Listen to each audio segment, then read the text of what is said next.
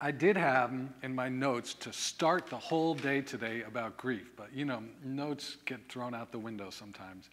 But I do have, and I'll, you know, maybe I'll leave this as an open question. I have come to realize that it's very hard to progress along the path of meditation until you have a hearty relationship with the ability to grieve. And the question is, what does grieving have to do with meditation? That's the kind of question I want to leave you with, but I want to give you a couple more clues in that question. If I talk about meditation as an intimacy practice, okay, let me ask you this, why would we block ourselves from intimacy? Yeah, because it hurts, vulnerability. It is vulnerable to be intimate. It's vulnerable to love, right? So of course we're going to block. So if we don't know how, and the problem with vulnerability is you will get hurt. We have to lose everything we love, our lives. What I didn't say is I'm also a hospice chaplain, and I've been doing that for a number of years. So I have the gift of midwifing people through the dying process. And you know, you think about how uncomfortable it is to lose your phone and your wallet, you know.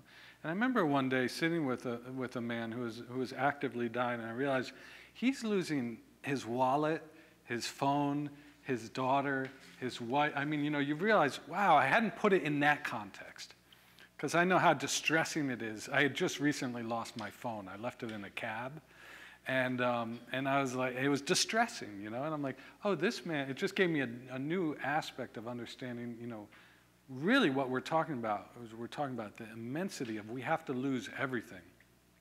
Every relationship ends, whether it's the pain of a loss of an intimacy or the pain of death, right? So I realized that really to progress on the path is learning to have a relationship with death. And not just with death, rather, but with grief. Learning to have a relationship with grief. So two more little pieces to throw into there before we finally get to reification. And we're doing fine on time, so that's great. Well, let me ask you, what does that mean? How does one have a vibrant relationship with grief? What do you think? How does one learn how to grieve? I will tell you, it's not the 5 stages of grief or anything.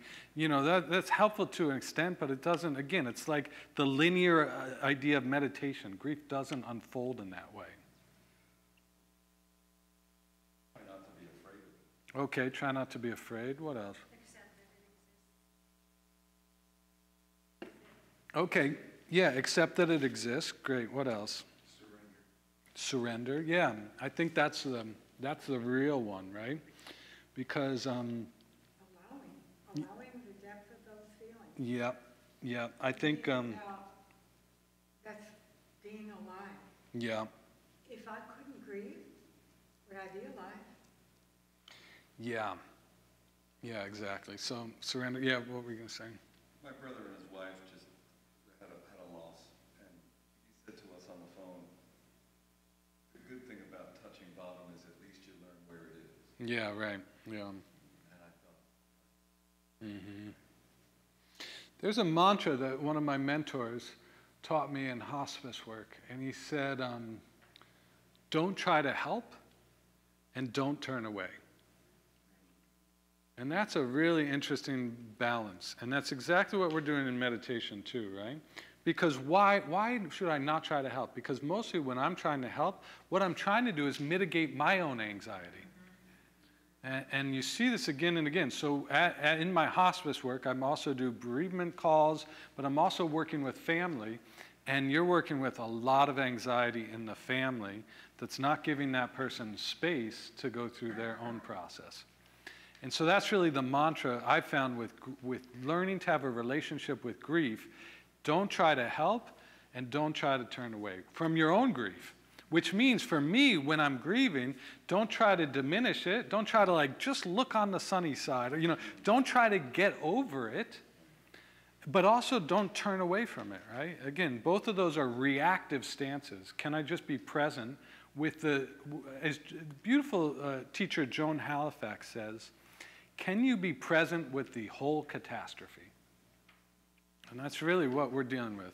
Can we be present with the whole catastrophe? The other way that I've worked with grief is, I think for me, it simply comes down to making space to feel uncomfortable. And all the ways we try to block ourselves from that spaciousness. And you might be like, well, I have a busy life, I don't have space for that, But really, it's just a matter of like periodically throughout the day, kind of like what Cecily was saying, is like periodically throughout the day when I'm grieving, I will pause and I'll just soften. And what's amazing is as I soften, I feel this torrent of grief start to come up. And you can feel it, right? It's, when you're about to cry, somebody's saying something, you're about to cry. It's this pranic upward movement. It's like this, you can feel it as this upward movement. And then usually we press that down. I don't want to feel that right. I don't have time right now. If I start crying, I will never stop, right? All of those ways. And can you just create space to allow the grieving to happen? When I've made space for that, I'll be going through life and I feel like there's nothing really coming up very directly for me to feel grief around. And I'll just make a little space and there's endless amounts of grief. There's so much grief. I mean, just turning on the news right now, the amount of images we've all seen, the grief is enough for the next 10 years, right? So we all have plenty to grieve, but we don't often make space for it. And again, that's why people are resistant to meditation, because that quieting down is terrifying, because what starts to fill in that void is heartbreak. So anyway, I just wanted to throw that out there, is that the grief is an essential part of this whole process.